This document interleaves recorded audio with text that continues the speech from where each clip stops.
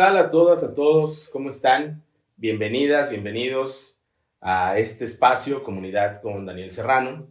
Primero, anticiparles, decirles que hemos tomado una decisión de dividir nuestro espacio tradicional para dar suficiente tiempo a la conversación con quienes de manera muy generosa nos visitan en este lugar.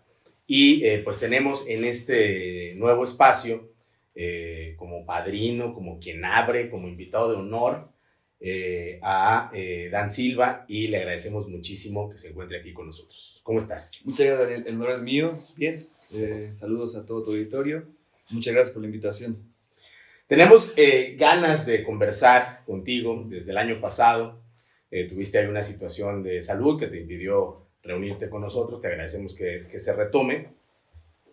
Porque además de tu trabajo, y que ya irán viendo en las imágenes lo que tú haces, tienes una característica peculiar en la forma en la que te asumes a ti mismo. Generalmente siempre empezamos diciendo, les presentamos al artista o a la artista de nombre tal, ¿no? Por ejemplo, a Alejandra Cermeño, ¿no? Que ella fue, por cierto, aprovechamos para mandarle un saludo a Ale, que habla maravillosamente de ti, ¿no? Bueno, pues, pero en tu caso te defines más como un trabajador de la cultura, no tanto como un artista. O sea, inicialmente no es así como un artista, como un trabajador de la cultura. ¿Qué significa para ti, Dan, definirte como un trabajador de la cultura? Sí, pues como trabajo en el espacio público, es un lugar en el que nos corresponde a todos, ¿no? Tenemos una parte de esa propiedad, ¿no? Y un trabajador de la cultura es aquel que se pone en el mismo carril que todos los demás habitantes, somos parte de la misma sociedad, entonces no es como tan necesario asumirnos como un artista que se separa de una comunidad o que tiene un rol más importante, sino somos exactamente lo mismo, ¿no? Entonces, soy igual de trabajador que la gente que se levanta a las 5 de la mañana a cocinar, quien se encarga de vender la fruta que consumimos todos los días, de verdura. Entonces, es como, soy parte del mismo rol, solamente que mi labor es artística, ¿no? Mi oficio es artístico, pero yo soy un trabajador más. Bueno, para quien nos acompaña, quien está viendo este espacio, Dan se refiere a que hace este trabajo en el espacio público, porque fundamentalmente, aunque no únicamente, eres partícipe del muralismo. Así es. Entonces, generalmente, pues esto sucede en espacios públicos. Inicias, pues bien chavito, casi como yo en la grilla, pero tú en lo artístico. Yo empecé a los 14 a participar en política, y tú a los 13 empiezas a dedicarte a lo artístico. ¿Cómo fue acercarse al arte a los 13 años y más a esta vertiente del muralismo? Pues como muchos de mi generación, yo empecé, bueno, el graffiti fue el que desapareció de pronto, ¿no? Yo, al ser un transeúnte, al experimentar el espacio público, me encuentro con lo que llaman garabatos, ¿no? Lo que todos entendemos como garabatos, que en realidad son tags, que son firmas, y me empiezan a llamar mucho la atención cómo tienen flechas, cómo están dirigidas hacia un lado, cómo aparecen de la nada, cómo empiezan a interactuar con el vecindario, y eso me generó mucha inquietud de conocer, y pues yo fui por repetición. Yo encontré la forma de comprar un aerosol sin que sospecharan para qué lo iba a utilizar. Entonces dije, no, bueno, va a ser para pintar mi bicicleta, estoy bien emocionado porque es nueva y quiero ¿no? ¿Eso lo decías en casa? Eso decía en la palería, porque no es normal, o sea, claro. Pensaba que no me iban a vender el aerosol o que iban a sospechar que yo iba a hacer algo, porque pues yo iba a tener intención de probarlo, obviamente. Y pues así como me lo vendieron, así lo empecé a probar con un colega y empezamos a pintar por todos lados, pues con la inquietud de también como pertenecer a algo, ¿no? Siempre creo que en general los seres humanos buscamos ese sentido de pertenencia, y yo lo encontré en el graffiti, tal cual. ¿De dónde eres? A los 13 años que empiezas a ver estas expresiones, ¿dónde lo veías? Yo lo veía en la colonia Jardín Balbuena, en la Ciudad de México, muy cerca del aeropuerto. Ahí. ¿Y tú también tagueabas? Pues sí, durante años tagué mucho porque pues me llenaba, ¿no? En ese momento, aparte era como una travesura también. Sí, claro. ¿Y cómo firmabas? Mi primer firma fue Base. Base. Así ponía Base. Entonces todos aquellos y aquella que por ahí en la Jardín Balbuena vieron una firmita de Base, pues tienen aquí al responsable. Así es. Era complejo. Todavía creo que en esa etapa, en esos años, yo recuerdo incluso amigos que también lo hacían. Uh-huh. Incluso la policía Uh-huh. se ensañaba más cuando te revisaban las mochilas Uh-huh. con quienes traían latas o válvulas, uh-huh. ¿no? Porque te revisaban también para que si traías válvulas, se ensañaban más que a quienes les encontraban cervezas.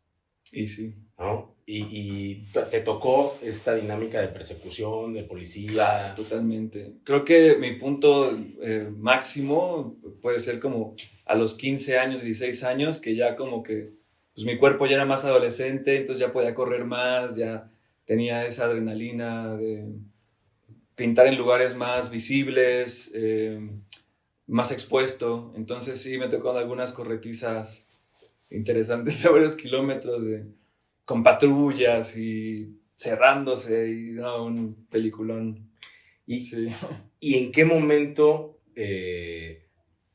decides que esto que te llegó a ti como de manera un poco azarosa, ¿no? Uh-huh. De simplemente ser, como dices, un transeúnte, de verlo, ¿en qué momento tomas la decisión de dedicarte a esto de manera profesional? Fue muy orgánico. Fue como muy poco a poco. Yo seguía pintando, mi madre seguía sufriendo porque le tocó ir por mí al juzgado cívico. Sí. Me encontraban los materiales, mis manos pintadas, mis cuadernos se manchaban. En la escuela le llamaban porque ya pintó la banca, el señorito. Entonces ella como que luchó mucho como para evitar que yo me juntara con gente que podía hacer eso.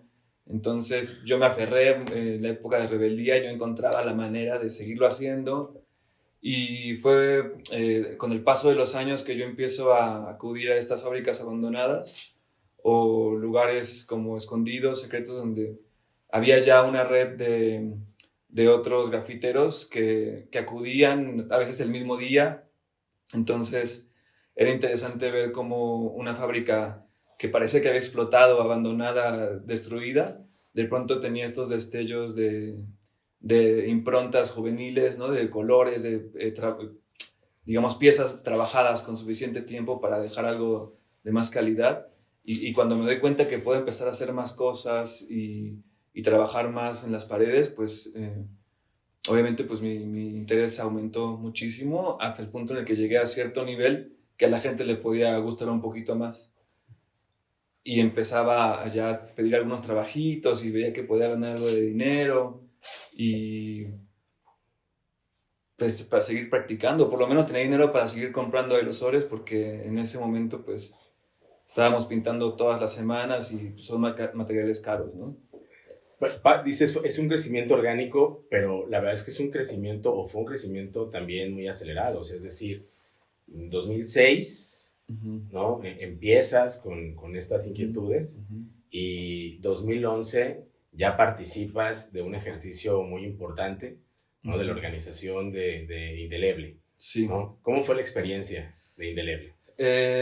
Bueno, yo terminé por eso mismo de que ya teníamos muy pintada la zona donde yo vivía, pues empezó a llamar la atención de algunos personajes de participación ciudadana que me invitaron a sumarme a las actividades. Obviamente pues yo dije, no, a mí no me interesa eso, yo estoy pintando. Hechos políticos, sí, eso que... Sí, ya sí, sabes. Sí.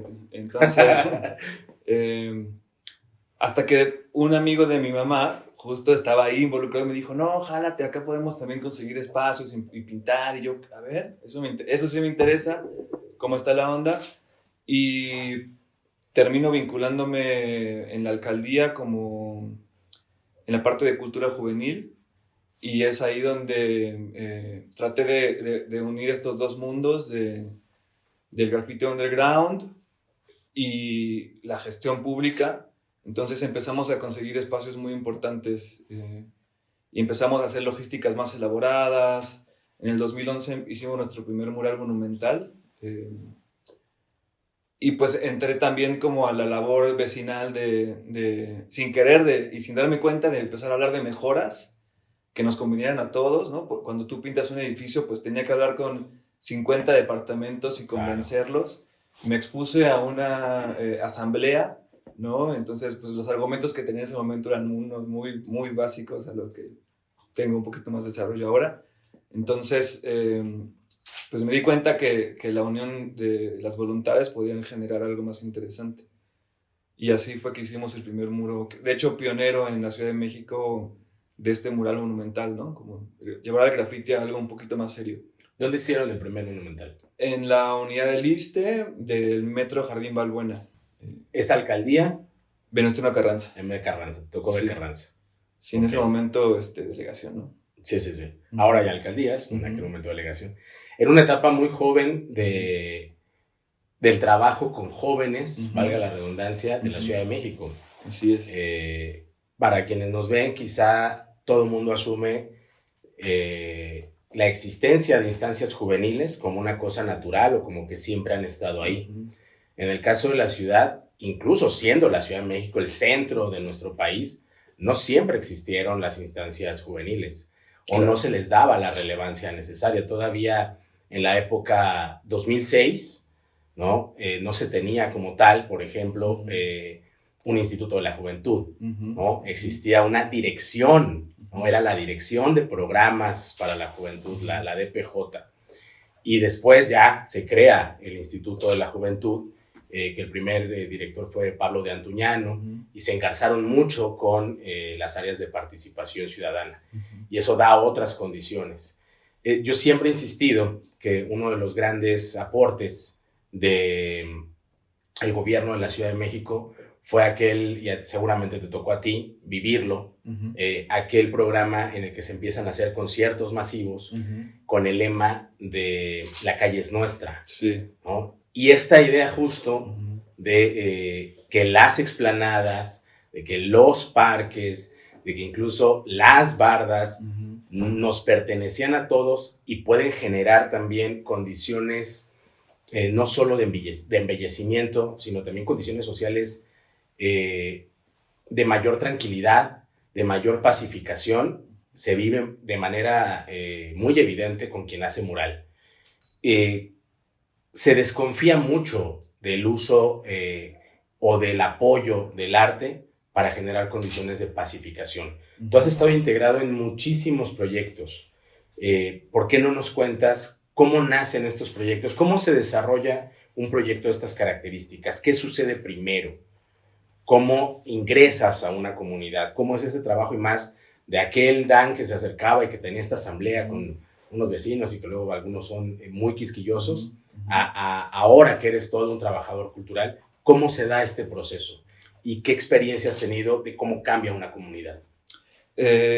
Bueno, yo creo que es un trabajo de muchos brazos. Creo que si nosotros como artistas servimos para generar enlaces de identidad o conectar con cierta parte de la historia a través de una imagen o generar nuevos vínculos de solidaridad, etc., tiene que haber como un trabajo previo, ¿no? Creo que nunca está de más como algún enlace o alguien que sea parte de la comunidad que ayude a vincular, en este caso artistas, con cierto espacio, ¿no? Porque siempre recordemos que pues, el espacio público también es territorio y quienes lo habitan tienen dinámicas, ¿no? Entonces, bien, lo hemos hecho y puedes llegar tú a imponer tal vez una estética o llegar a imponer una idea como individualizada y a lo mejor puede verse muy linda y tiene como ciertos cánones de aceptación estética o que es lindo, vaya.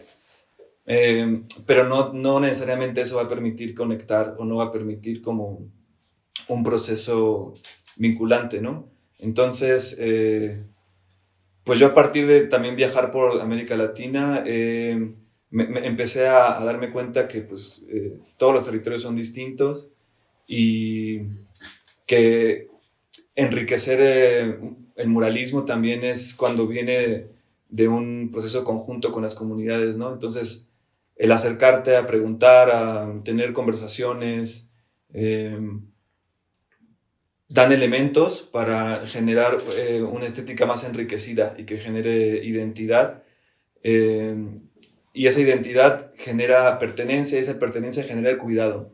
Entonces, las comunidades empiezan a ser más cuidadosas con su entorno, y cuando hacen eso empiezan a generar sentimientos de seguridad incluso, ¿no? De sentirse más seguros, de sentirse más apropiados, más como una extensión de ellos mismos hacia su entorno.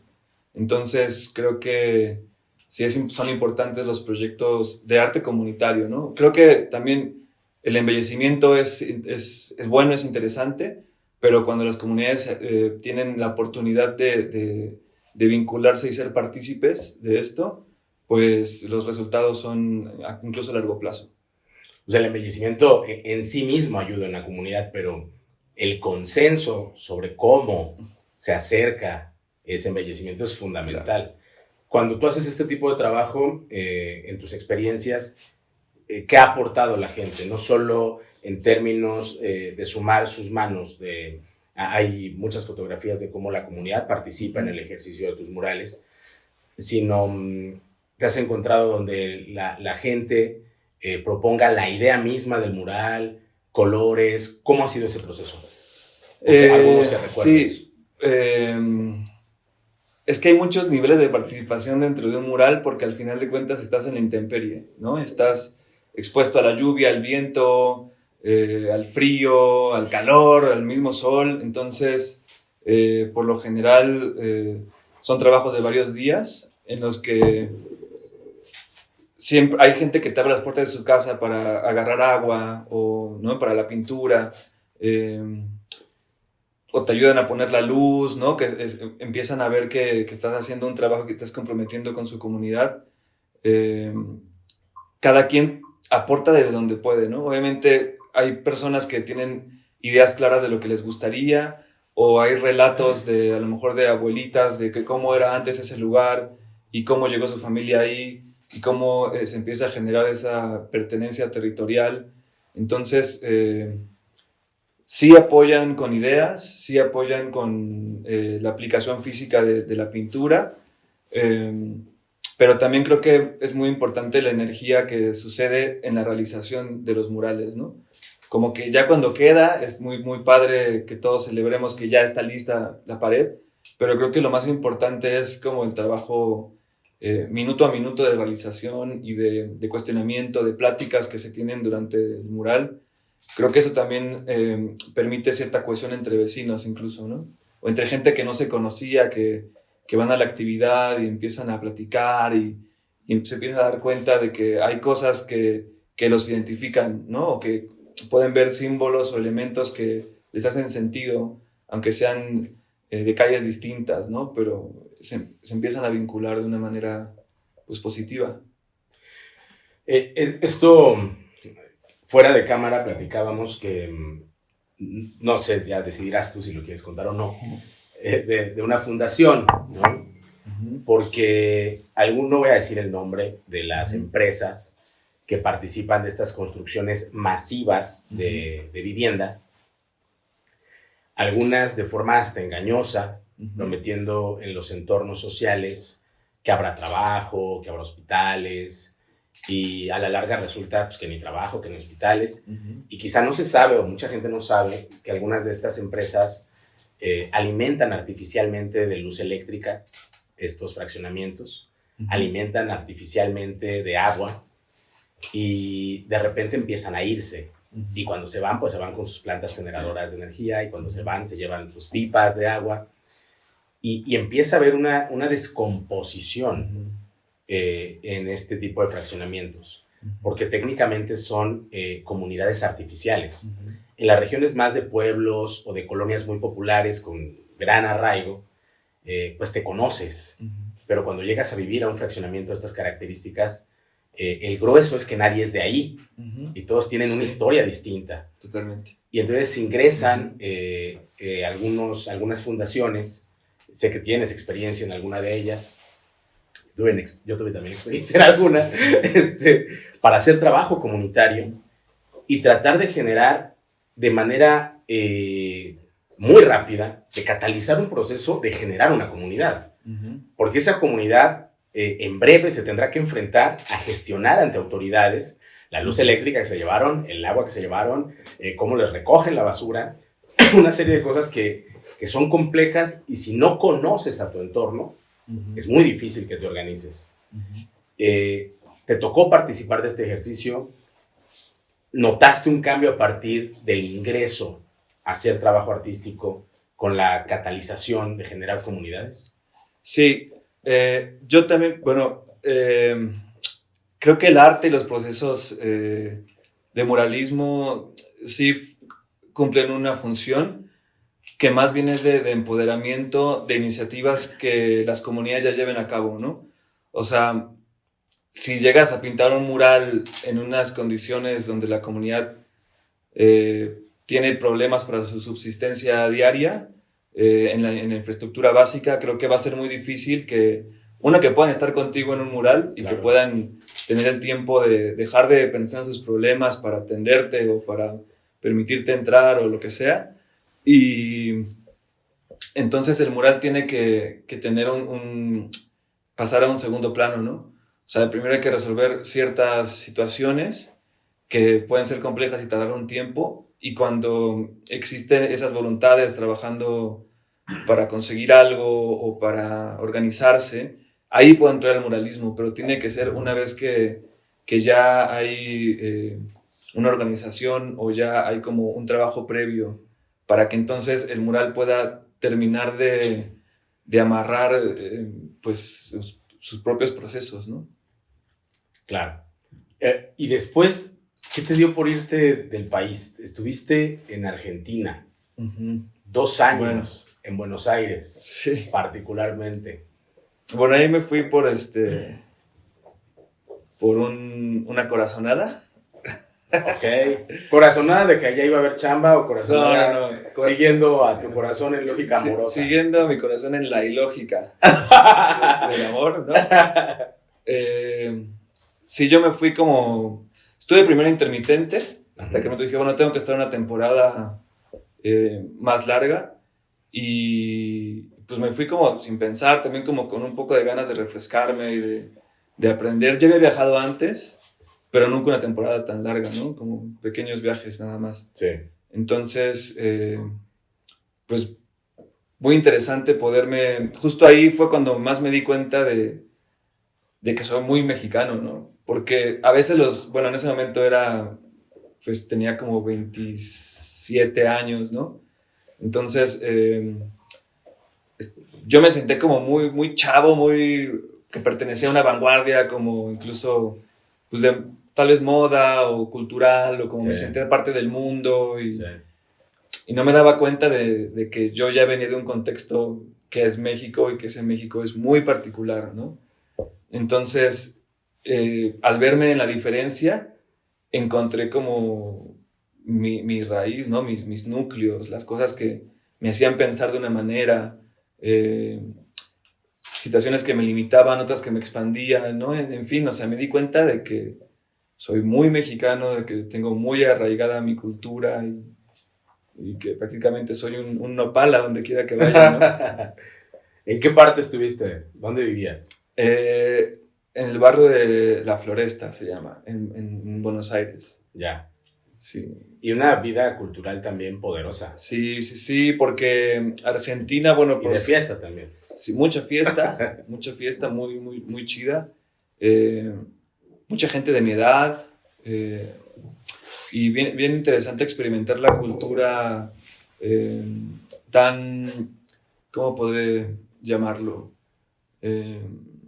Por la situación que ha vivido Argentina hace muchos años, pues ellos han fortalecido mucho lo comunitario y el compartir. Entonces, simplemente el mate es compartido, ¿no? Entonces, ellos son mucho de intercambio, de todo, ¿no? Entonces, aprendí mucho de cómo poder colaborar con otras personas sin necesidad a lo mejor de dinero, ¿no?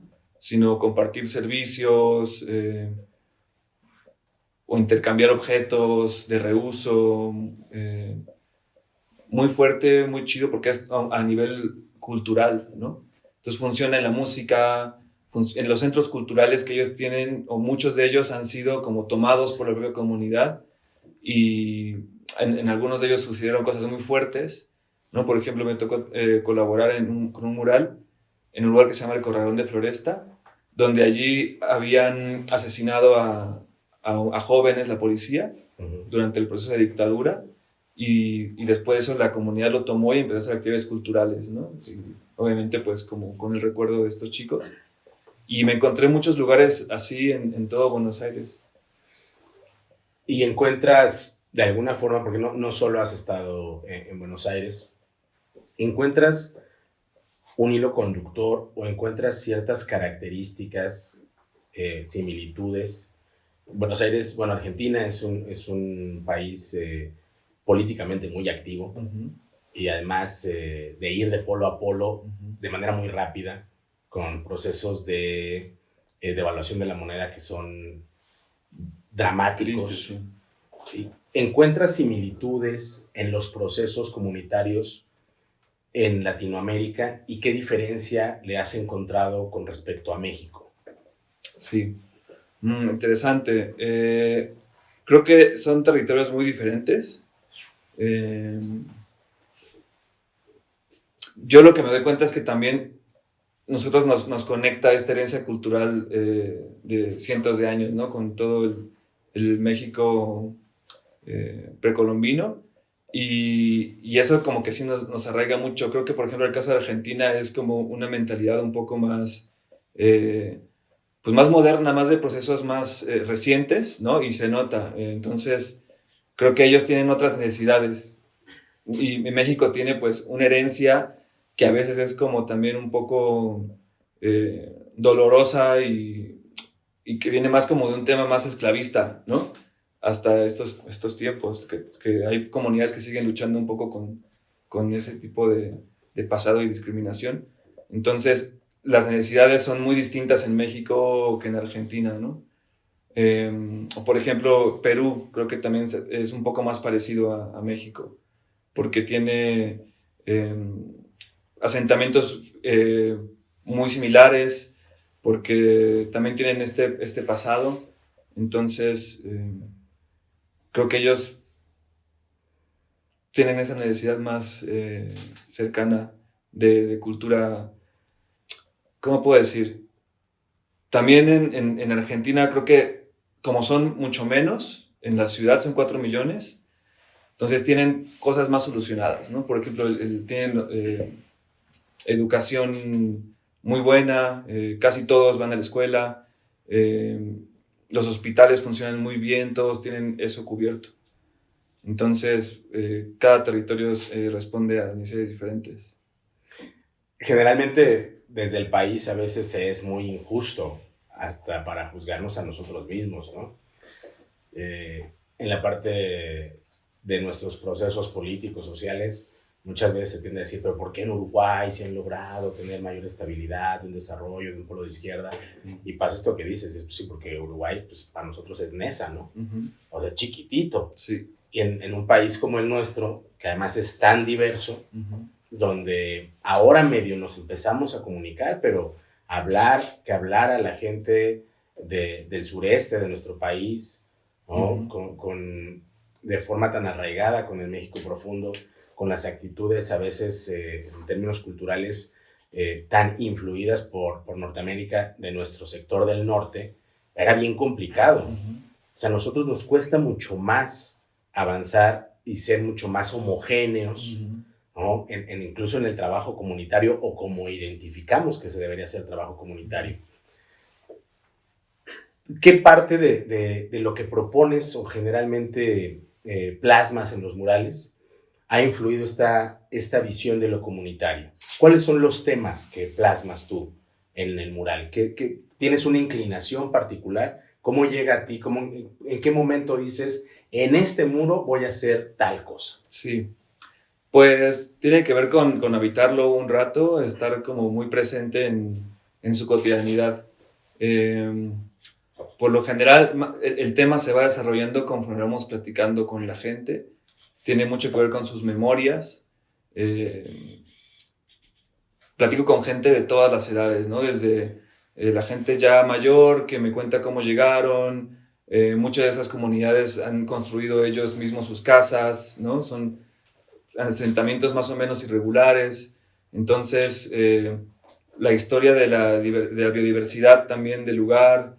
Creo que la narrativa arquitectónica tiene mucho que ver en cómo se desenvuelve la gente, ¿no?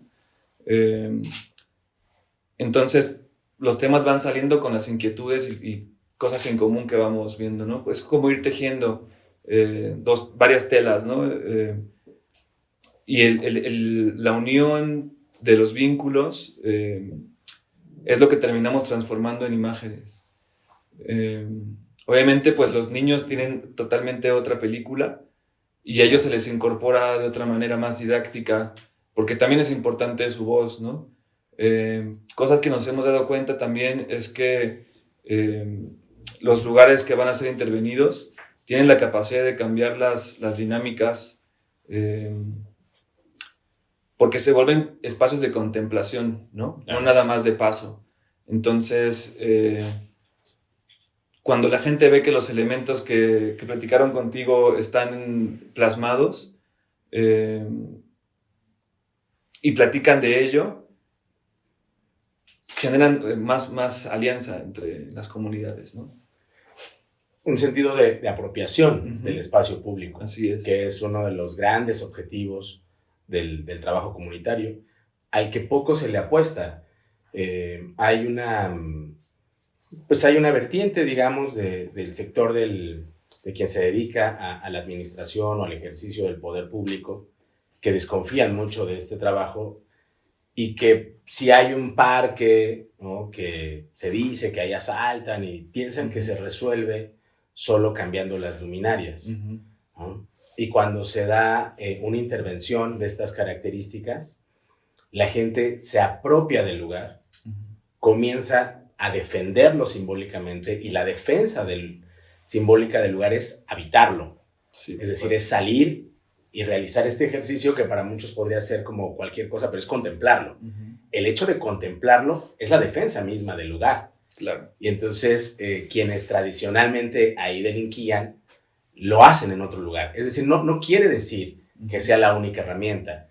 Por supuesto que se tiene que combatir con la forma tradicional en la que se aprende a alguien que asalta, que roba, pero sí tiene un significado y sí tiene una función específica esta dinámica de la apropiación.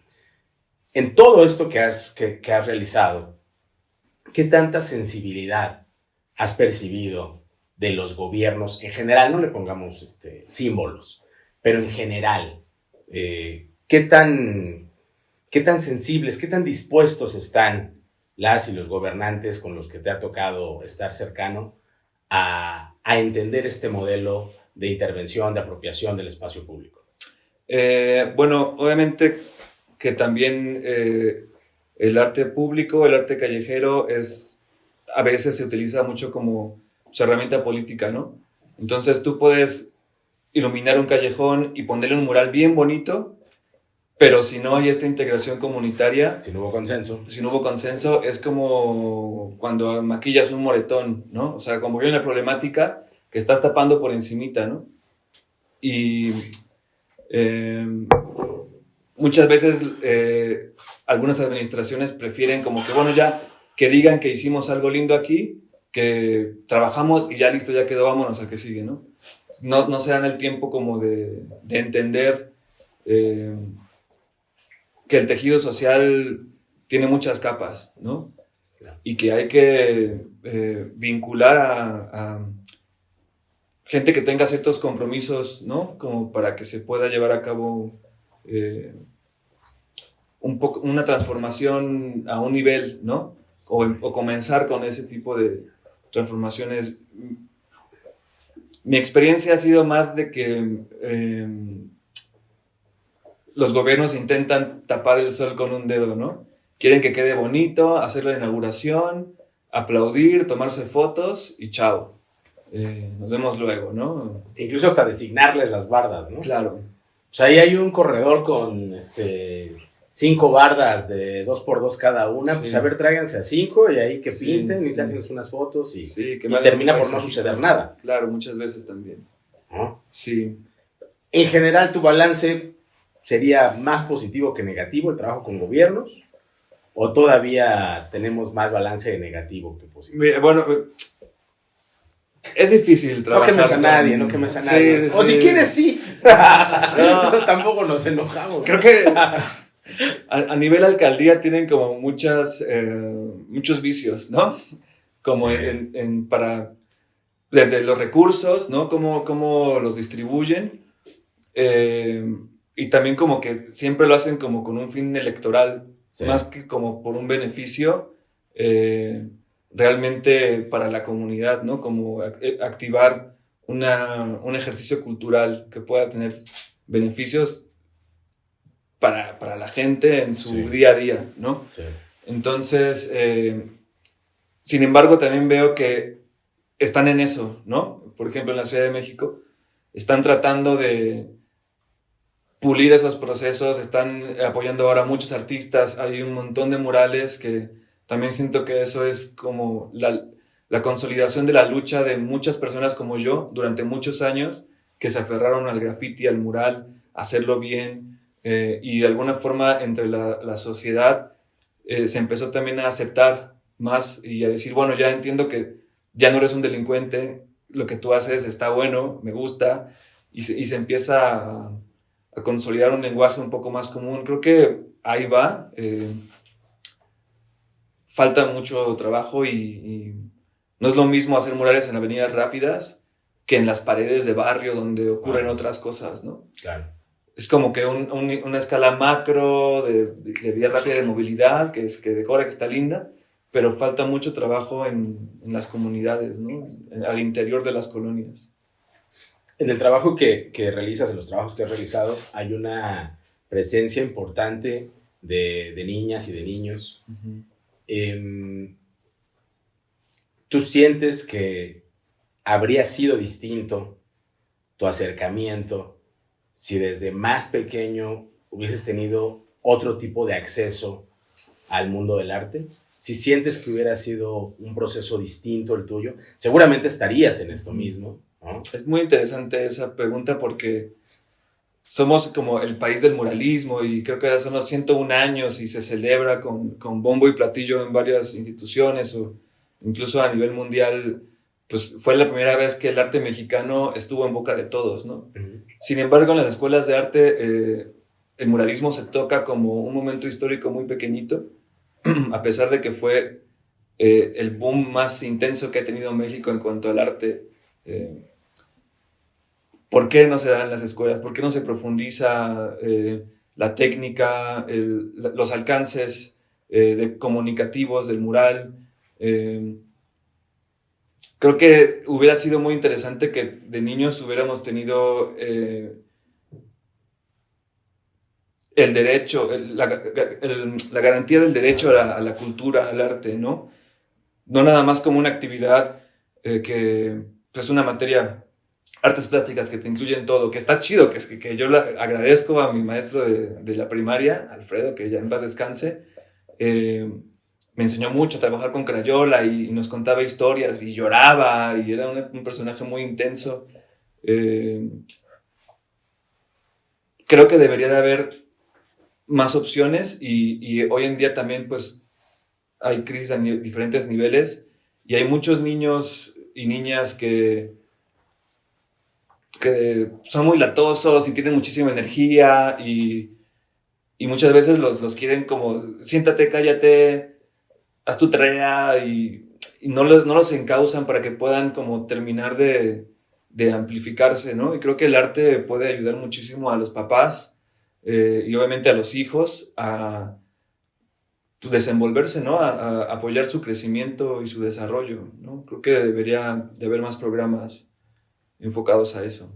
Y digamos, ante esta ausencia de programas y que nosotros en este espacio coincidimos contigo, debería, es algo que otras y otros invitados han planteado también. Pero ante este acceso, digamos, y aprovechando que estás acá y que a lo mejor muchas y muchos de quienes nos ven son papás y te quieren tomar la palabra, ¿dónde recomendarías tú llevar a niños, a niñas a ver murales? Bueno, en la Ciudad de México ahorita hay muchísimos. En todas las avenidas hay un programa muy grande de obras públicas. Es muy interesante. Creo que la Ciudad de México en un punto va a convertirse en un lugar un poco más turístico, porque hay mucha oferta cultural. Obviamente en Internet también hay muchísima apertura, pero quiero suponer que también, o sea, en el Estado de México no conozco lo suficiente, pero supongo que también hay ciertos lugares, centros culturales, donde seguramente hay algo. Pues ¿no? sí hay algo, pero ya te diré. No creas que así. Pero por ejemplo en la ciudad, o sea, de donde sí conoces. Si tú dijeras, a ver, una guía rápida para un niño, cáele estos 5 lugares. No, pues mira, todo Tlalpan, los desniveles están llenos, ¿no? Te subes al metro y creo que ahí puedes ver bastantes murales con una técnica muy, muy padre. Las avenidas principales ahorita casi todas están llenas de murales. Es un proyecto muy grande, muy ambicioso. El aeropuerto ahí hay también, o sea, está por todos lados. Y eso es lo que te digo. Este es un proyecto que fue gracias a que muchos se aferraron a seguir pintando y es un espacio ganado para todo el movimiento, ¿no? No nada más para los que están pintando, sino es para todos, ¿no? Ahorita, Dan, ¿en qué proyecto estás trabajando? ¿En qué estás metido en este momento? Bueno, ahorita estoy tratando de incorporar una técnica antigua que se llama esgrafiado, que es una técnica milenaria que trata de hacer como relieve. La estoy tratando de vincular a una estética un poco más moderna. Esa técnica está muy chida porque son mezclas con arena, cemento y cal, pigmentadas. Entonces se ponen lo que le llaman enjarres o aplanados. Y lo que hacemos es poner 3 o 4 aplanados de distintos colores y después los tallamos, exhibiendo diseños. Entonces, haz de cuenta que tenemos, no sé, blanco, rojo, amarillo y negro. Entonces, pues abrimos el negro y luego tenemos un hueco amarillo y ahí podemos abrir los colores que están abajo y vamos sacando distintas imágenes. Es muy interesante porque nos conecta con una parte muy jeroglífica, ¿no? Como sí, claro. Ancestral, ¿no? El momento que estás haciendo es muy interesante, pero también es un oficio decorativo. Entonces creo que está muy chido cuando lo implementamos con las comunidades porque ellos están haciendo una modificación a su entorno que va a quedar prácticamente para siempre, ¿no? O por lo menos en los próximos 15 años, 20 años va a estar claro. Eso ahí y va a modificar y va a representar cosas de ese momento, ¿no? Entonces también de alguna forma es como una cápsula del tiempo, ¿no? Estoy tratando de incorporar esta técnica antigua a vanguardias estéticas como puede ser el graffiti, el arte urbano. Entonces estoy tratando de consolidar eso con un perfil comunitario. Pues vamos a dejar aquí tus datos, tus redes sociales para que quien así lo quiera te pueda contactar, ¿no? Entiendo que para todo este tipo de trabajo te pueden contactar personalmente y trabajar ideas. Y bueno, tenemos por ahí nosotros un proyecto que plantear contigo, que eventualmente vamos a dar a conocer. Es un proyecto en un municipio del Estado de México, donde queremos avanzar y parece que ahí te andamos ya convenciendo de que sí jale. Claro que sí, con todo gusto. Y ya les enseñaremos, ojalá nos puedas acompañar cuando claro sí. se dé ese proceso para presentarnos y para comentarnos cómo ocurrió. Y pues agradecerte muchísimo, Dan, que hayas estado aquí con nosotros y pues algo que quieras comentar con la gente, algún mensaje final que les quieras dejar. pensando en que igual te pueden estar viendo, sí, mamás, papás, pero igual también las chavitas, los chavitos, un mensaje que les quieras dejar sobre lo que, como tú nos invitarías a acercarnos al arte. Claro, yo entiendo que es un poco complicado a veces tener el tiempo de llevar al chiquillo a alguna actividad, pero es súper importante, sobre todo porque hoy en día ya con los dispositivos tecnológicos como los celulares, es un poco un arma de dos filos, ¿no? Porque puede estar tranquilo el niño o la niña, pero no está desarrollando sus habilidades, y creo que hay como muchísimo potencial en cada uno de los chicos y chicas de este gran país, y debemos tratar de encontrar una salida para ese talento. Como yo, en mi caso, que mi mamá no tenía idea de lo que iba a pasar y veía el graffiti, y hay como mucho peligro alrededor de eso porque al final de cuentas se hace en la noche, y ella como trataba de encontrar la manera en la que no saliera mal, ¿no? Entonces creo que sí es importante desde más chiquitos poder encauzar, aunque no sea su actividad final, poderlos como empujar a ese mundo de posibilidades, ¿no? Dar ventanas, dar oportunidades de desarrollo. Hay centros comunitarios muy valiosos y creo que seguramente algo van a poder encontrar cerca de sus domicilios. Pues seguramente en las propias imágenes vamos a dejar algunas ligas de sitios que nos recomiendes. Claro que sí. Para hacerlo. Y pues, Dan, nuevamente agradecerte muchísimo tu participación. Y pues nos tardamos un poquito. Tenemos ya que afortunadamente te estás recuperando. Y pues, muchísimas gracias, Dan, por haber estado aquí. Gracias a ti y el apoyo por este espacio, y que vengan más programas. Muchas gracias.